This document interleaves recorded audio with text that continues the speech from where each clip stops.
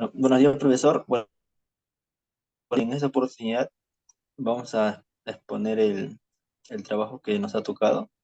Y bueno, el tema de nosotros es el impacto de las clases virtuales en los alumnos de la UTP. Mi nombre es Marco Cruz Cuellar. Buenos días, profesor. Mi nombre es Orlando Yause Vidales. Bueno, a continuación vamos a explicar el trabajo. Bueno, la introducción. Bueno, desde el inicio del 2020, bueno, la población es consciente del COVID-19.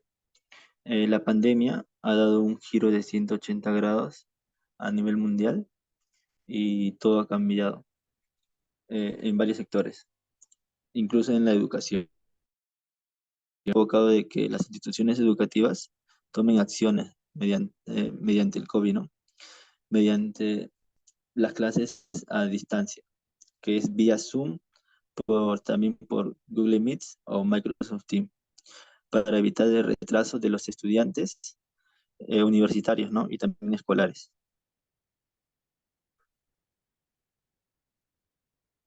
Bueno, aquí vemos el planteamiento del problema. Bueno, la llegada de la pandemia provocó que todas las clases se dicten de manera virtual. Esto conllevó que se genere una gran disconformidad por parte del alumnado. Y bueno, se planteó la siguiente controversia. ¿Las clases virtuales tuvieron impacto en los alumnos de la Facultad de Ingeniería de la UTP? Objetivos. Bueno, el objetivo es determinar el impacto que tuvieron las clases virtuales sobre los alumnos de la Facultad de Ingeniería en el tiempo de pandemia, mediante problemas estadísticos. Un objetivo, tener información de cuántos alumnos estudian virtualmente. Objetivo B, conocer las ventajas y desventajas de las clases virtuales. Objetivo C, saber si el estudiante tiene un buen aprendizaje en las clases virtuales. Bueno, aquí vemos el marco teórico. El presente trabajo se enfoca en las ventajas y desventajas que afrontan los de una manera virtual. Ante esta coyuntura de emergencia, bueno, tenemos aquí las variables, la variable cualitativa nominal, la variable cualitativa,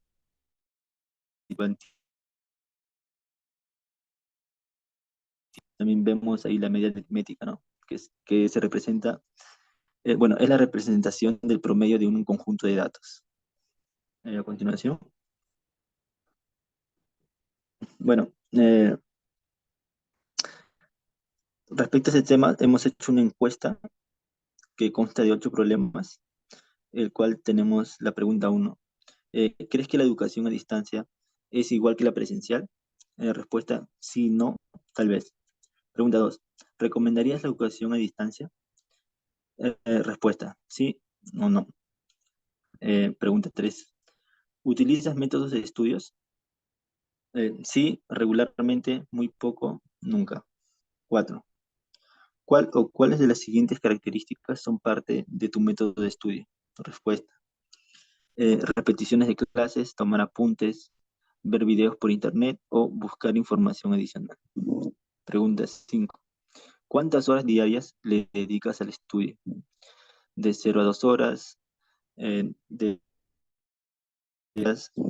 4 horas a 6 horas. Pregunta 6. ¿Con qué dispositivos electrónicos te conectas a tus clases virtuales? Respuesta. Tablet, celular, computadora o laptop. Pregunta 7. ¿De qué manera la universidad te brindó apoyo? Respuesta.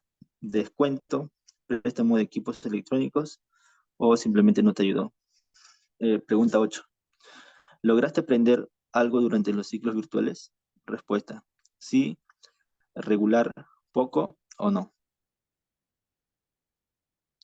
Bueno, aquí tenemos problemas. Vamos a explicar ahora los problemas que hemos estado viendo durante las semanas de las clases. Bueno, el intervalo de confianza para la media de una población. Se toma una muestra aleatoria de 322 alumnos de la UTP, de una muestra en pandemia por la COVID-19, determinar cuál es la medida de horas de estudios en dicha situación, dando como resultado una media de 4,6 horas con una desviación estándar de 2,64 horas. ¿Cuáles serán los valores de intervalos de confianza al 95%? Bueno, ahora vamos a apuntar los datos que ya nos han dado, que es la media. Tenemos ahí la muestra aleatoria, tenemos la desviación estándar y el intervalo de confianza, que nos dan que es al 95. Bueno, aquí primero, primer paso, calculamos el nivel de confianza y haciendo las operaciones nos sale que es 0.5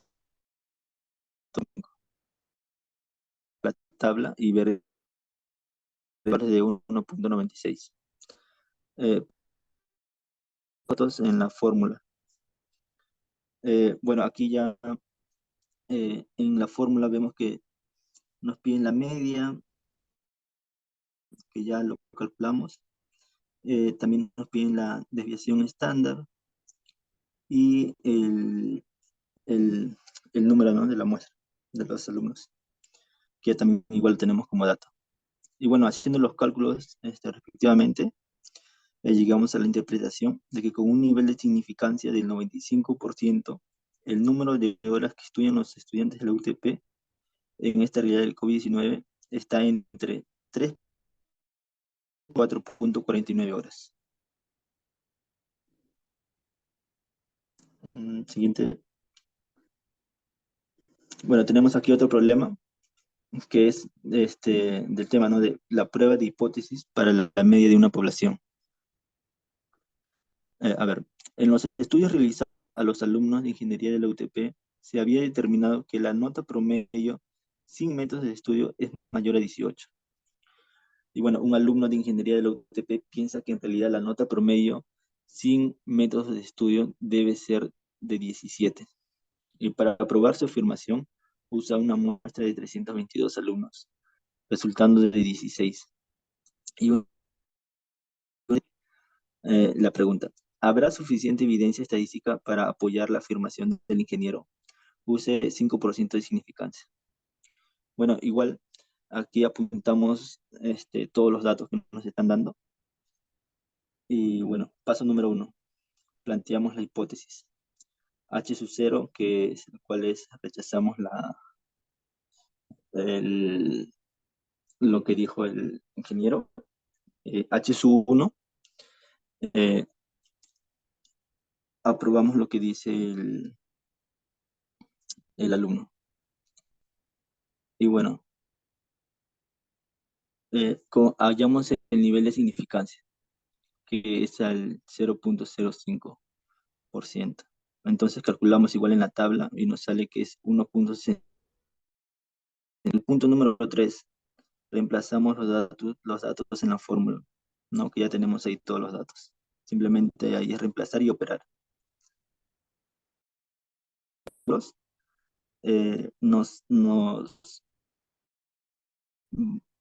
sale menos 1.79, lo cual sale en la zona de no rechazo. Con un nivel de significancia del 5% para afirmar que la hipótesis nula se rechaza. Por lo que podemos afirmar que el alumno de ingeniería de la UTP tiene razón al decir que el promedio de nota para estudiantes sin métodos de estudio es menor a 17.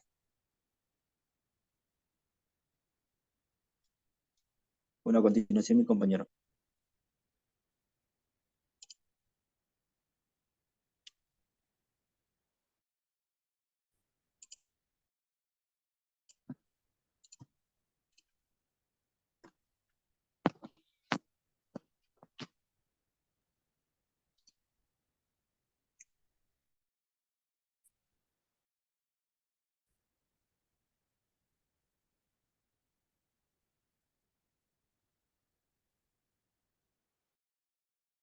Orlando.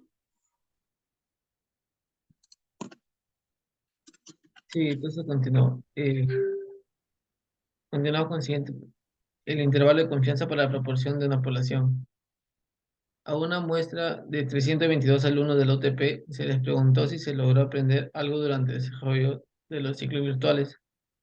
y se encontró que 32% de ellos respondió que sí aprendieron bajo esta modalidad. Calcula e interprete un intervalo entre 5% de confianza para la proporción verdadera de alumnos que respondieron que sí aprendieron durante el desarrollo de esta modalidad, para la cual estamos escribiendo los datos como la media, entonces, y la confianza. Primer paso es obtener el nivel de confianza. Para ello, obtenemos como resultado 1.96. Ahora, como segundo paso es reemplazar los datos, por lo cual mediante la fórmula y reemplazando los datos, obtenemos que el resultado es 0.27 entre 0.37.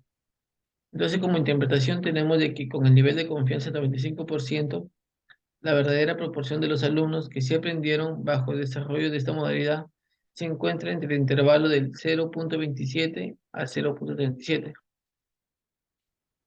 Pasamos a lo que es la prueba de hipótesis para la proporción de una población. En el siguiente problema nos planteamos que en uno de los primeros ciclos del OTP del año 2020, el 90% de estudiantes sí utilizaron por lo menos alguna vez los métodos de estudio. En una encuesta a 322 estudiantes, 257 dijeron que sí utilizaron los métodos de estudios, con una significancia del 10% de porcentaje de estudiantes que se utilizaron. ¿Alguna vez de los métodos de estudio seguirá siendo el mismo? Entonces tenemos nuestros datos como la población no tenemos número exacto y como muestra tenemos los siguientes datos.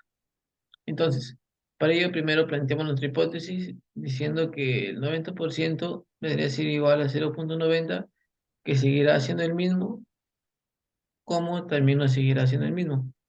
Para el siguiente paso tenemos el nivel de significancia. Entonces, empezamos los datos y como resultado tenemos 0.95. Entonces, para el último paso sería calcular el estadístico de cálculo. Y como resultado tenemos 4.29. Entonces, podríamos hallar la región de rechazo. En la región de rechazo tenemos los siguientes resultados. Eh, menos 1.64 a 1.64.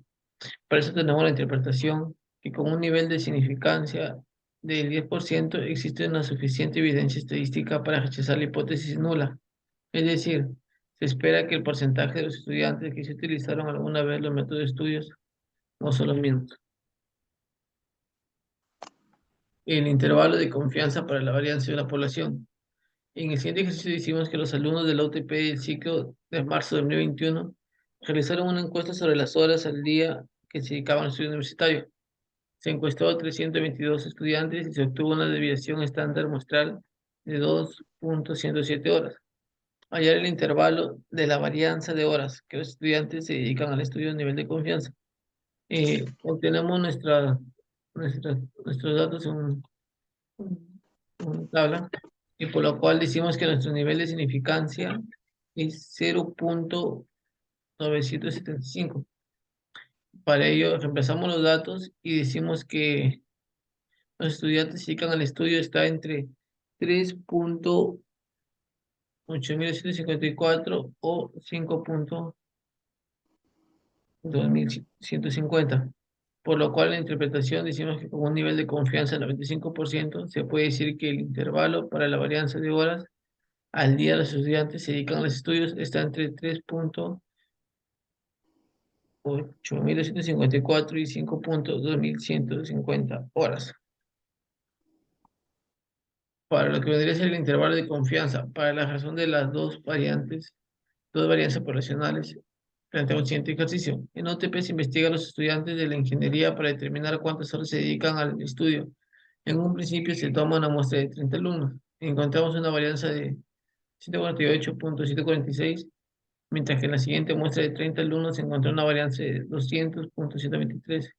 Calcula e interpreta un intervalo de confianza del 95% por el cociente de la varianza de un promedio que permanece en los alumnos. Y para eso ponemos nuestros datos en una tabla y decimos que el nivel de confianza es del 25%, por lo cual vamos a reemplazar los datos en la siguiente fórmula. Para ello tenemos como resultado está entre 0.117 y 1.555, por lo cual la interpretación nos dice que con un nivel de confianza del 95%, el verdadero valor de cociente de la varianza del tiempo medio que determina la longitud es la orilla media, entonces está entre 0.117 y 100 y 1.555. Asimismo, la razón de las dos varianzas es homogénea debido a que uno está presentado dentro de este intervalo. Entonces, para culminar con la diapositiva, tenemos como recomendaciones decir que la universidad brinda apoyo a sus alumnos con aparatos electrónicos para sus clases virtuales, mejorar la plataforma por donde se desarrollan las clases virtuales, implementar material educativo didáctico en Canvas, facilitar el pago en cuotas, incorporar personal encargado del seguimiento académico de los estudiantes, aprender las técnicas de estudio y aplicarlas para desarrollar unos buenos hábitos de aprendizaje. Y como conclusión, decimos que es preciso destacar que la mayoría de los estudiantes ha hecho uso al menos una vez de los métodos de estudios para hacer tener un mejor rendimiento académico. Y finalmente podemos concluir que las clases en línea afectaron al aprendizaje, desempeño y estabilidad de los estudiantes. Bueno, profesor, eso sería todo. Gracias.